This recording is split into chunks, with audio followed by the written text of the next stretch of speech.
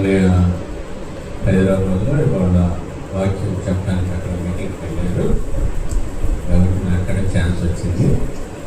కాబట్టి దేవుని మాటలు విన్నాం. లూకా సువార్త 19వ అధ్యాయము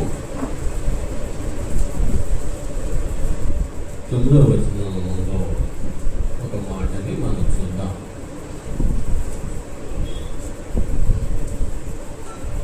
అందుకు యేసు ఇతడును అబ్రహాము యొక్క మాటలు ఎవరి గురించి చెప్తున్నారో ఇదందరికీ మనకి తెలిసిన విషయమే, ఎప్పుడు విన్న మాటలే. ఒకసారి దేవుడు మన ఈ మాటల గురించి మనకు దేవుడు ఏమిస్తాడో ఒకసారి చూద్దాం. ఒక చక్కని మాట చెప్తా ఉన్నాడు.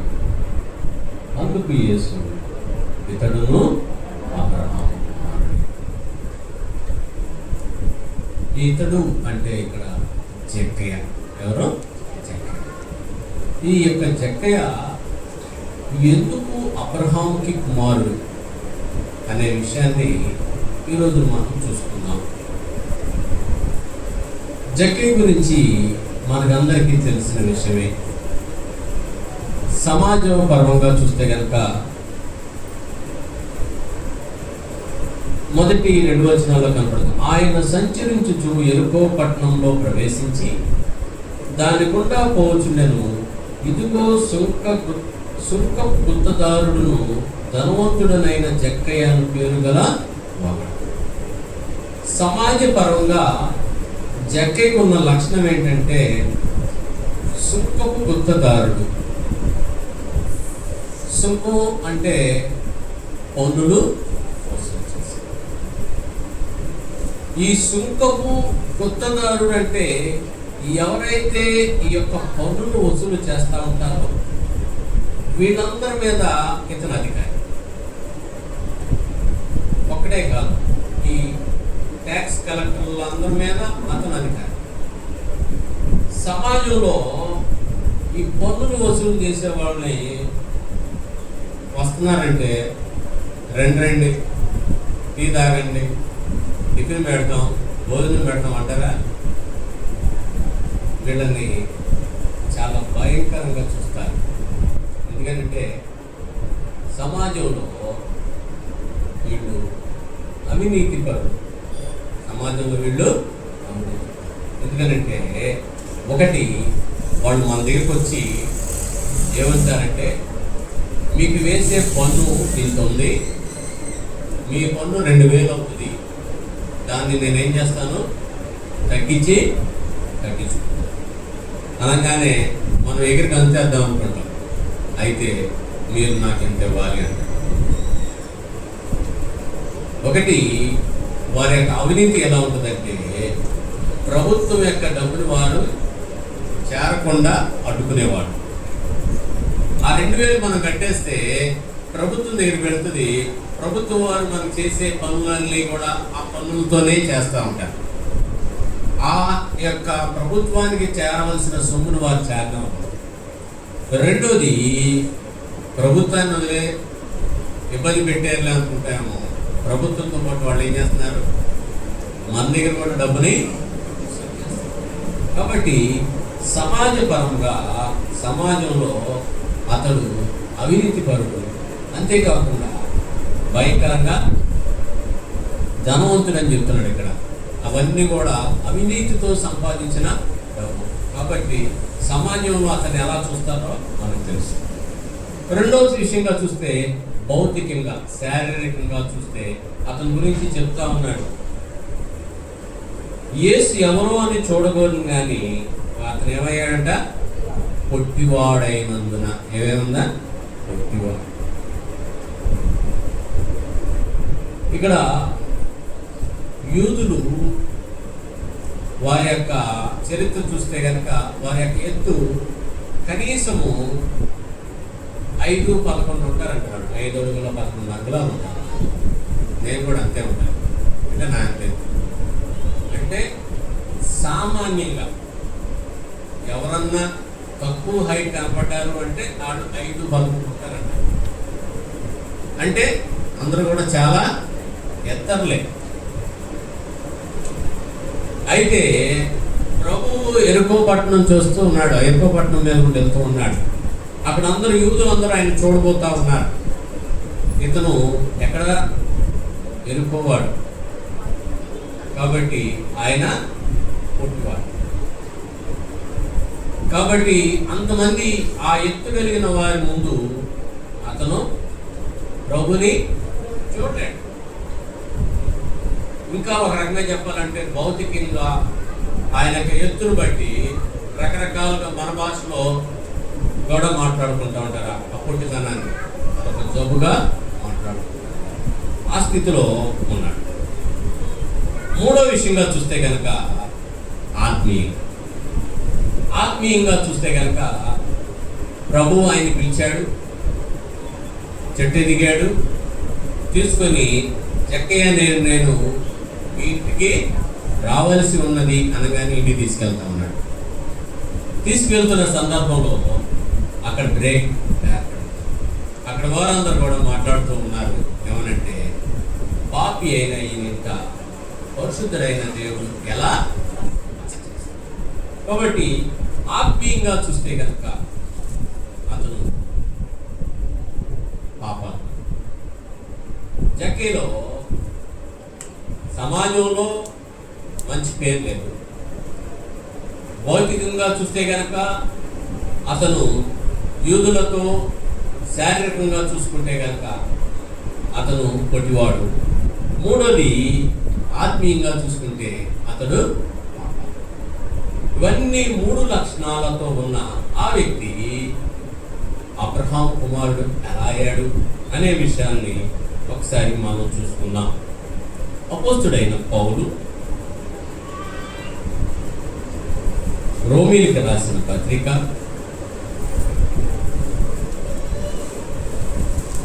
4వ అధ్యాయం 11వ వచనం చూస్తే కనుక, మరియు సున్నతి లేని వారైనను నమ్మిన వారందరికి అతడు తండ్రి అగుట వలన వారికి నీతి ఆరోపించుటకై అతడు సున్నతి పొందక మునుపు తనకు కలిగిన విశ్వాసం వలనైనా నీతికి ముద్రగా సున్నతి అని ఇక్కడ ఒక మాట చెప్తున్నాడు. 11వ వచనం ఏమన్నాడంటే, ముందు మాట, మరియు సున్నతి లేని వారైనను నమ్మిన వారందరికీ అతడు తండ్రి అగుట వలన. ఎవరు తండ్రి అగుట వలన? ఎవరు తండ్రి? అక్కడ ఒకసారి మొదటి వచనం నుంచి చూస్తే, కాబట్టి శరీర విషయమై మన మూల పురుషుడకు అబ్రహామునకేమి దొరికినందును అబ్రహాము క్రియల మూలంగా నీతిమంతుడని తీర్చబడిన అతనికి కలుగును గాని దేవుని ఎదుట. ఇక్కడ పై వాక్యాలన్నీ కూడా అబ్రహాము గురించి చెప్పబడినాయి. ఈ అబ్రహాము గురించి చెప్పబడిన వాక్యాలలో ఈ యొక్క 11వ వచనం వరకు వచ్చేదానికి ఇక్కడ చెప్తున్నాడు, మరియు సున్నతి లేని వారైనను నమ్మిన వారందరికీ అతను తండ్రి అవుతారు. ముందుగా చూస్తే కనుక అక్కడికి జక్క ఎందుకు వచ్చాడంటే, ఆయన విన్నాడు, యేసు గురించి విన్నాడు. అందుకనే యేసు ఎవరో చూడాలని అక్కడికి దేవుని గురించి ఎప్పుడైతే విన్నాడో, చాలామంది మనం దేవుని మాటలు వింటూ ఉంటాం. చాలామంది అంటూ ఉంటారు, ఎవరికైనా ఏదైనా దేవుడి గురించి చెప్పినప్పుడు, నిజమేనండి మీరు విన్నామండి, ఒకసారి రావాలండి చర్చ్కి, ఒకసారి దేవుల్లో గడపాలండి, నేను ఒకసారి అనుకున్నానండి మనసులో దేవుడికి ఏదో ఇవ్వాలని, అది ఇవ్వాలండి అనుకొని ఇలా రకరకాలు చెప్తూ ఉంటారు, కానీ వారు దేవుని దగ్గరికి. కానీ ఇక్కడ చూస్తే కనుక ఎప్పుడైతే నమ్మాడో ఆయన అక్కడికి వచ్చేసాడు. ఒకటి ఏమనుకున్నాడంటే, ప్రభు ఎవరో చూడాలనుకున్నాడు. ప్రభు ఎవరో చూడాలని ఆ ప్రదేశానికి వచ్చేదానికి ప్రజలందరూ కూడా చాలా ఎత్తుగా ఉన్నారు. ఆ యొక్క గుంపులో ప్రభువుని చూడాలంటే కష్టం. కాబట్టి అతను వెనక్కి వెళ్ళిపోవాలి. నేను పుట్టండి, నాకు కనపడదు, ఈసారికి వదిలేసుకున్నాములే అనే విషయంతో అతను ఏమి వెనక్కి వెళ్ళా.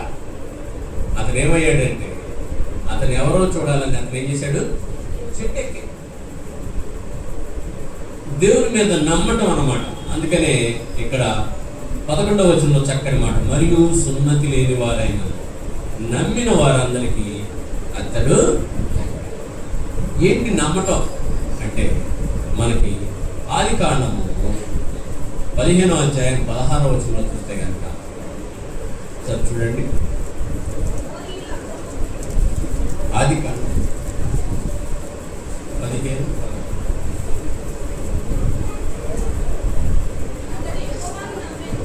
అతడు యెహోవాను నమ్మెను,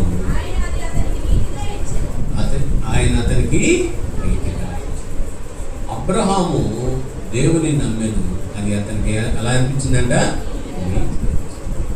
ఇక్కడ కూడా ఆ యొక్క సుంకపు గుత్తదారుడైన పొట్టివాడైన జక్కయ్య దేవుని నమ్మి ఆయన దగ్గరికి వచ్చాడు చూడటానికి. కాబట్టి అక్కడ అబ్రహాము నమ్మాడు, ఇక్కడ కూడా జక్కయ్య కూడా నమ్మాడు. తన గురించి పూర్తిగా నమ్మాడు కాబట్టి జక్కయ్య ఇక్కడికి రావటం. వీళ్ళిద్దరిలో మనకి సారూప్యత కనపడతా ఉంది. జక్కయ్య దేవుడిని నమ్మాడు. చాలా మంది చెప్పుకుంటూ ఉన్నారు, ఆయన పరిశుద్ధుడు, పవిత్రుడు, ఆయన ఈ లోకంలో నశించిన దాన్ని వెదకి రక్షించటకు క్రీస్తు యేసు ఈ లోకమునకు వచ్చి ఉన్నాడు. మూలపాఠం దీంట్లో ఇదే జక్కయ్య విషయంలో. ఈ విషయాన్ని తెలుసుకొని జక్కయ్య అక్కడికి వచ్చాడు. అలాగే అబ్రహాము కూడా దేవుని నమ్మాడు. నమ్మటమే కాకుండా వీరు ఆ యొక్క మాటలను విశ్వసించారు. అందు నిమిత్తంగానే దేవాదేవుడు అబ్రహామును పిలిచి, అబ్రహామా, నీ యొక్క జనాంగాన్ని, నీ బంధుమిత్రులందరినీ పిలిచి నువ్వు బయలుదేరమన్నప్పుడు ఒక్క మాట కూడా వెనక్కి చెప్పకుండా బయలుదేరినట్టుగా ఇక్కడ కూడా జక్కయ్య దేవుని విషయం వలన వినటం మూలంగా ఏమైందంటే బయలుదేరి. హెబ్రీయులకు రాసిన పత్రిక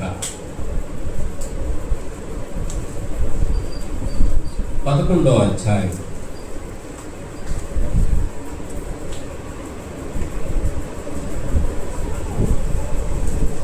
31వ వచనం చూస్తే, విశ్వాసమును బట్టి రాహాబను వేశ్య దేవుల వారిని సమాధానముగా చేర్చుకుందినన్న అవిధేయులతో పాటు రాహాబు అనే వేశ్య విశ్వాసంతో ఆమె నశించకుండా దేవుణ్ణి ఒప్పుకోగలిగింది. దేవుని చేత ఎక్కడ రాహాబు, ఎక్కడ దేవుడు ఆమెను ఎక్కడ రక్షించాడు? ఎక్కడ రక్షించాడండి? ఏ ఊర్లో? ఎరుకోలో. అదే ఎరుకోలో ఎవరిని రక్షించడానికి వచ్చాడు దేవుడు? జక్కయ్యని. రాహాబులో ఏ విశ్వాసం చూశాడు, అదే విశ్వాసం కలిగిన జక్కయ్య తన యొక్క పొట్టితనంతో దేవుని చూడలేను అని వెనక తిరగకుండా ఆ చెట్లు ఎక్కడం మూలంగా దేవుడు అతన్ని రక్షించడానికి వచ్చాడు. అందుకే జక్కయ్యతో ప్రభు యొక్క కన్నులు కలిసి అక్కడికి వచ్చి అక్కడ వారందరినీ వదిలేసి ప్రభు ఎవరిని వస్తున్నాడు? జక్కయ్యని చూస్తున్నాడు, చెట్టు మీద ఉన్నవాడిని చూస్తున్నాడు. జక్కయ్య త్వరగా దిగిరా.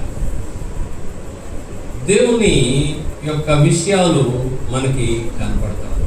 ఎక్కడైతే దేవుడు నశించిపోతూ ఉన్నారు, ఆ నశించిపోతున్న బిడ్డల కోసం వెదకి రక్షించిన క్రీస్తు యేసు ఈ లోకానికి వచ్చాడు. మనందరం కూడా అలాంటి స్థితిలో ఉన్నవారు, నశించిపోతున్న వారు మనమంతా కూడా. అయితే చక్కటి మాట చెప్తున్నాడు, మనం యూదులు కాకపోయినా, సున్నతి పొందని వారం కాకపోయినా, కేవలము దేవుని యొక్క మాటలు కనుక మనం నమ్మితే కనుక నమ్మిన వారందరికీ అతడు తండ్రి. ఎవరు? అబ్రహాము. అందుకని దేవాదేవుడు చివరిలో మొదటిగా చెప్తున్నాడు, ఇతడును అబ్రహాము కుమారుడే అని చెప్తున్నాడు. రెండో విషయంగా చూస్తే కనుక మొదటిది, నమ్మిన వారందరికీ, దేవుణ్ణి ఎవరైతే నమ్ముతారో వారందరికీ అబ్రహాము ఒక్క జక్కీకే కాదండి, అబ్రహాం మనకు కూడా తండ్రి, విశ్వాసులకు తండ్రి ఆయనకి. కాబట్టి అబ్రహాము మనకి ఎందుకు తండ్రి అయ్యాడు, జక్కయ్య అబ్రహాముకి ఎందుకు కుమారుడు అయ్యాడు, మనము అబ్రహాముకి ఎందుకు కుమారులు అవుతాము. మరొకటి రెండో విషయంగా చూస్తే కనుక ఈ రోమీలికి రాసిన పత్రికలోనే 4వ అధ్యాయం 12వ వచనం చూస్తే, మరియు సున్నతి గల వారికి తండ్రి యొక్కకు, అనగా సున్నతి మాత్రం పొందినవారు కాక మన తండ్రి అయిన అబ్రహాము సున్నతి పొందక మునుపు అతనికి కలిగిన విశ్వాసం యొక్క అడుగు జాడలను బట్టి నడుచుకుని వారికి తండ్రి యొక్కకు ఆ గుర్తు పొందేది. రెండో విషయంగా చూస్తే కనుక విశ్వాసపు అడుగు జాడల బట్టి నడుచుకో. విశ్వాసం ఉంటే సరిపోదు. విశ్వాసి దేవుని యొక్క అడుగు జాడలను బట్టి నడుచుకోవాలి. వినుడు వల్ల విశ్వాసం కలుగుతుంది, అక్కడితో ఆగిపోకూడదు. అది ఏమవ్వాలంటే, జక్కయ్య ప్రభు ఎవరో చూడగారు ఇక్కడికి వచ్చాడు. మనం కూడా దేవుని యొక్క విశ్వాసంలో ఉంటూ ఇంకా దేవుని యొక్క విషయాలు తెలుసుకోవాలి, ముందుకు రావాలి. ఆ యొక్క ఆదికాండం 18వ అధ్యాయంలో మనకు కనపడుతూ ఉన్నది. ఆ స్టోరీ మొత్తం వదిలేండి. మమ్రే వనంలో సింధూర వృక్షం కింద దేవాదేవుడు కూర్చున్నప్పుడు ముగ్గురు నడుచుకుంటూ వస్తున్నారు. నడుచుకుంటూ వస్తున్న సమయంలో పెద్ద వయసులో ఉన్నవాడు, దగ్గర 99 సంవత్సరాల వయసులో ఉన్నవాడు పరిగెత్తుకుంటా వెళ్ళి వాళ్ళని చూడటమే ఆత్మీయమైన నేత్రాలతో చూసాడేమో, ప్రభు ఎదుర్కోవడానికి పరిగెత్తుకుంటా. ఇక్కడ కూడా జక్కయ్య ప్రభు కోసం కొట్టివాడు కాబట్టి నెమ్మదిగా నడుచుకుంటే కుదరదు, కాబట్టి పరిగెత్తుకుంటా. అంతేకాకుండా ప్రభు కనపడతలేదని కింద నుంచుంటే కుదరదని చెట్టు కూడా. ఇప్పుడు కూడా అబ్రహాము ఆ వయసులో వాళ్ళని చూచి గుర్తుపట్టాడు. గుర్తుపట్టలే కాకుండా అక్కడికి వెళ్ళి వాళ్ళతో మాట్లాడతాడు. వాళ్ళు, అయ్యా రండి, కడుక్కోవటానికి నీళ్ళు తీసుకొని శాంతి తీర్చుకోండి. సామాన్యమైన విషయం కదండి. మనకంటే నీళ్ళు ఎక్కడ పడితే అక్కడ వచ్చేస్తాయి. వాళ్ళకి నీళ్లు రావు, అన్నీ మనకు దొరకంది మనం డబ్బులు పెట్టి కొనుక్కుని వాళ్ళకి వచ్చేస్తూ ఉంటాయి. వాళ్ళకన్నీ పెట్రోలియం దొరికిద్దారు, మనం డబ్బులు పెట్టి కొనుక్కోవాలి. వాళ్ళు అక్కడ నీళ్ళను చాలా జాగ్రత్తగా ఉంచుకుంటారు. నీళ్ళు ఇచ్చి శాంతి తీర్చుకోండి. ఎక్కడి నుంచో వస్తున్నారు. అవన్నీ కూడా ఎడారులు లాంటి ప్రదేశాలు. కాబట్టి ఎండలో వస్తున్నారేమో, సేద తీర్చుకోవడానికి నీళ్లు తీసుకోండి. అంతేకాకుండా రెండో విషయంగా చెప్తున్నాడు, మీ కొరకు నేను ఆహారం ఏర్పాటు చేస్తాను, కొంచెం పుచ్చుకొని వెళ్ళదు కానీ అందుకొరకేగా మీరు వచ్చింది అని అంటున్నాడు. అంతేకాకుండా ఆదికాండము 18వ అధ్యాయం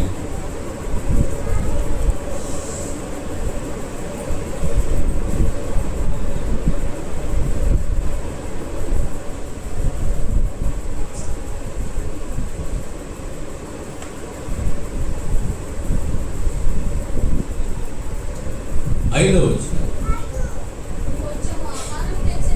కొంచెం ఆహారం తెచ్చేదను, మీ ప్రాణములను బలపరుచుకుని తర్వాత మీరు వెళ్ళవచ్చును.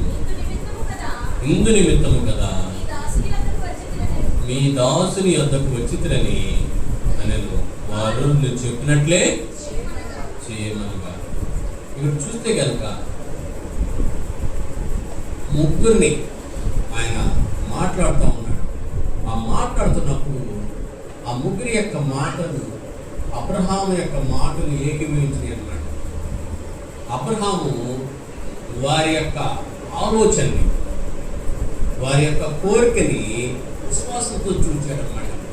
వాళ్ళు అనుకున్నారు, మనము అబ్రహాము యొక్క బస చేసి వెళ్దామని వచ్చారు, ఆహారం తీసుకుందామని వచ్చారని. అంతేకాకుండా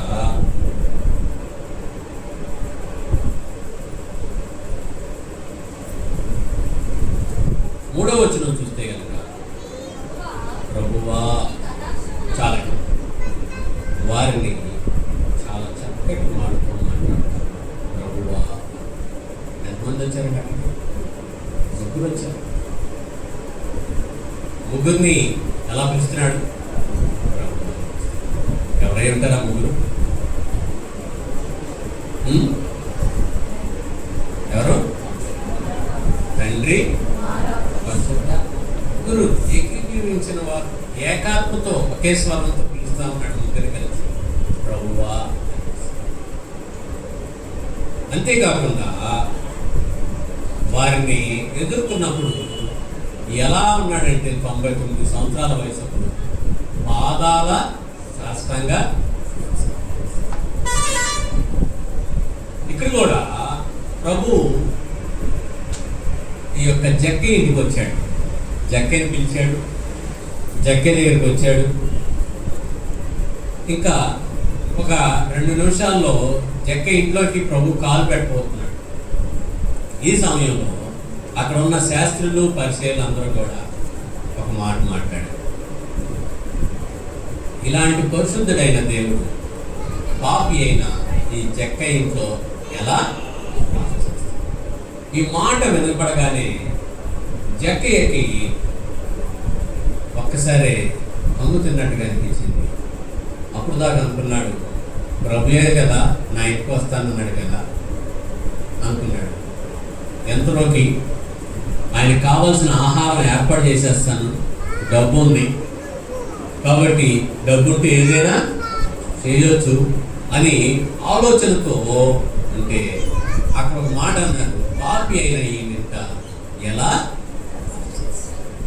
అప్పుడు అర్థమైంది, అయ్యో ప్రభువైన యేసుక్రీస్తు నా ఇంటికి రావడానికి నేను అర్హుడున్నా అనే విషయాన్ని అతను తెలుసుకొని వెంటనే సాగిలపడ్డాడు.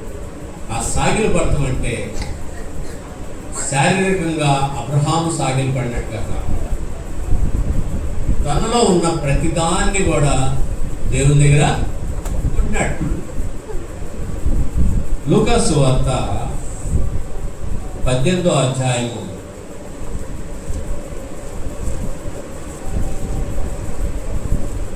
22వ వచనంలో చూస్తే, యేసు విని నీకింకా ఒకటి కొదువుగా ఉన్నది, నీకు కలిగినవన్నీ అమ్మి బేదలకిమ్ము, అప్పుడు పరలోకమందు నీకు ధనము కలుగును, నీవు వచ్చి నన్ను వెంబడింపమని ఎంతో జక్కేలు అర్థమైందన్నమాట. దేవుణ్ణి నేను వెంబడించడానికి కానీ, దేవుణ్ణి నా ఇంట్లోకి తీసుకురావటానికి కానీ నేను అనర్హుణ్ణి. నాలో చాలా దేవునికి అయిష్టమైనది ఉంది. కాబట్టి క్రమంగా ఒక్కొక్కటి తీసివేస్తా ఉన్నాడు. అయ్యా, నేను ఎవరి దగ్గర అన్యాయంగా తీసుకుంటే వాళ్ళకి ఎన్నంతలో 4 అంతలు వడ్డీ వేసి ఇచ్చేస్తానంటాడు. రెండో మాట అంటున్నాడు, నా యొక్క ఆస్తిలో సగభాగము. కాబట్టి పూర్తిగా తను తాను వ్యక్తినిగా చేసుకోవడానికి ఇష్టపడతా ఉన్నాడు. దేవుణ్ణి వెంబడించడానికి చేస్తూ ఉన్నాడు. దేవుని యొక్క అంతర్గంలో జక్కయ్యని ఏం అడుగుతున్నాడో, జక్కయ్య దగ్గర నుంచి ఏం పొందుకోవాలనుకుంటున్నాడో అవన్నీ కూడా క్రమంగా జక్కయ్య ఒక్కొక్కటితో ఒక రకంగా జక్కయ్య ఇప్పుడు అర్థమైంది అతనికి. ఇవన్నీ కాదు కదా, దేవుడు కదా నాకు కావాల్సింది అని ఎప్పుడైతే ఇవన్నీ విడిచిపెట్టేశాడో జక్కయ్యలోకి ఎవరొచ్చారు? జక్కయ్య అనుకుంటున్నాడు యేసుని ఇంట్లో తీసుకొచ్చి రకరకాల ఆహార పదార్థాలు పెడదాం అనుకుంటున్నాడు. కానీ దేవాదేవుడు జక్కయ్య ఇంటికి కాదు రావడానికి ఇష్టపడేది, జక్కయ్య యొక్క హృదయంలోకి. కాబట్టి దేవుడు మన యొక్క హృదయంలోకి రావాలంటే, దేవుడు మన యొక్క హృదయంలో అలాగే నిలిచి ఉండాలి అంటే, మనలో దేవునికి అయిష్టమైనవి ఉన్నాయేమో వాటిని ఇంకా మనం దాచుకున్నామో చూసుకొని వాటిని కూడా తీసివేయడానికి, మనం సరి చేసుకోవడానికి ఇప్పుడు కూడా మొట్టమొదటిగా దేవుని నమ్మటం మూలంగా జక్కయ్య అబ్రహాము యొక్క, రెండోది విశ్వాసం యొక్క అడుగు జాడల్లో నడవటం మూలంగా. ఎక్కడైతే విశ్వాసం పొందుకుందో, ఏ ఎరుకోలో విశ్వాసం పొందుకొని రాహాబు అనే వేశ్య నశించకుండా దేవుని యొక్క అబ్రహాము యొక్క వారసత్వంలోకి వచ్చిందో, అదే ఎరుకో పట్టణంలో ఉన్న జక్కయ్య అబ్రహాము యొక్క వారసత్వంలో రావడానికి దేవుని నమ్మటమే కాకుండా ఆ విశ్వాసం యొక్క అడుగు చేయడం సామాన్యమైన విషయం కాదు. తనకున్నదంతా వదిలించుకోవడం అనేది సామాన్యమైన విషయం కాదు. అతను మొత్తం అంతా కూడా ఇచ్చేశాడు. మూడో విషయంగా చూస్తే కనుక లూకాసు వార్త 19వ అధ్యాయం 9వ వచనం చివరిలో అంటాడు, ఎందుకనగా నేడు ఇంటికి వచ్చిందంట రక్షణ వచ్చింది. ఆ ఇంట్లోకి రక్షణ వచ్చింది. జక్కయ్య ఇంట్లోకి రక్షణ వచ్చింది. జక్కయ్య హృదయంలోకి ఎప్పుడైతే అక్కడికి వచ్చాడో, దేవుని చేత రక్షింపబడ్డాడు. అతడు అబ్రహాం కుమారుడైతే మనం ఎవరు కుమారులు? అబ్రహాం కుమారులు అయితే మనం ఎవరు కుమారులు? అబ్రహాం కుమారుడు ఎవరు? మనకి మత్తయి సువార్త 1వ అధ్యాయంలో ఉంటుంది కదా, ఆయన వంశావళిలో ఎవరి నుంచి మొదలవుతుంది? అబ్రహాం నుంచిగా మొదలయ్యేది. అబ్రహాము యొక్క వారసత్వంలోకి జక్కయ్య వచ్చాడు. అంటే జక్కయ్యని సహోదరుడిగా తీసుకుంటున్నాడు, కుమారుడిగా తీసుకుంటున్నాడు. అబ్రహామే తండ్రి కాదు, ప్రభువైన యేసుక్రీస్తు కూడా మనకి. అందుకని ఇక్కడ దేవాదేవుడు చక్కటి మాట, ఎప్పుడైతే జక్కయ్యలో ఈ యొక్క ప్రవర్తన అంతా మార్పు వచ్చిందో, పరిశుద్ధత వచ్చిందో, పవిత్రత వచ్చిందో, దేవునికి అయిష్టమైనవన్నీ వదిలించుకున్నాడో, దేవుడు చక్కగా చెప్తాడు, ఇతడును నేడు ఇంటికి దేవుడు మనందరి కోసం తన రక్తాన్ని చక్కటి మాట చెప్తాడు. 10వ వచనం, నశించిన దాన్ని వెనక్కి రక్షించినప్పుడు మనుష్య కుమారుడు వచ్చినని దేవాదేవుడు ఈ యొక్క శ్రమల దినాల్లో మనం ఉన్నాం. ఆయన మనం రక్షించుకున్నాడు, తన పాపం చేత కడిగాడు. మనమందరం కూడా సంఘంలో చేర్చబడ్డాం, ఆయన యొక్క బల్ల యొద్దకు చేర్చబడ్డానికి అర్హులమయ్యాం. అయితే అక్కడితో సరిపోదు, విశ్వాసంలో ఉంటే సరిపోదు, విశ్వాసులుగా ఉంటే సరిపోదు. విశ్వాసం యొక్క అడుగుజాడల్లో కూడా అబ్రహాము ఏ రీతిగా దేవుని యొక్క సాష్టాంగ నమస్కారం చేశాడు, మనం కూడా దేవుని దగ్గర ప్రతిదీ కూడా అలాగూ అంటే అయా నాకు నీకు మధ్యలో ఎలాంటి ఎడబాటు లేదు, నాకు నీకు మధ్యలో ఎలాంటి రహస్యము లేదు, ప్రతిదీ కూడా నీకు తెలుసు. ఇక్కడ కూడా జక్కి కూడా ఆయనకి ఈయనకి మధ్యలో ఏదైతే అడ్డుగా ఉందో అవన్నీ కూడా తీసేసుకున్నాడు. మనం కూడా దేవుళ్ళనే ఉన్నాం, రక్షించబడ్డాం. ఇంకా ఏమైనా మనలో ఏమన్నా లోటుపాట్లు ఏమైనా ఉన్నాయా? ఎందుకంటే మన విశ్వాసులకు తండ్రి అబ్రహాము, ఆ అబ్రహాము యేసయ్య కూడా తండ్రి, మనకు కూడా యేసయ్యగా తండ్రి ఉండాలంటే తండ్రి ఎంత పరిశుద్ధాత్ముడుగా ఉన్నాడు, ఎంత నీతిమంతుడుగా ఉన్నాడు. మనలో అలాంటి పరిశుద్ధత, మనలో అంత నీతి ఉండాలి. ఆ రీతిగా ఈరోజు మనం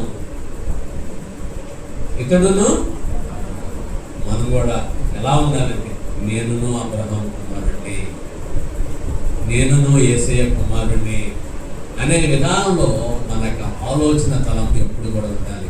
అలాంటి స్థితిలో మనం ప్రతినిత్యం కూడా దేవునితో ఉన్నాం, సహవాసం చేద్దాం, ఆయన ఇష్టలుగా ఉన్నాం, ఆయన ప్రియులుగా ఉన్నాం, ఆయన విధేయులుగా. అట్టి కృప దేవుడు మనందరికీ దయచేయను గాక.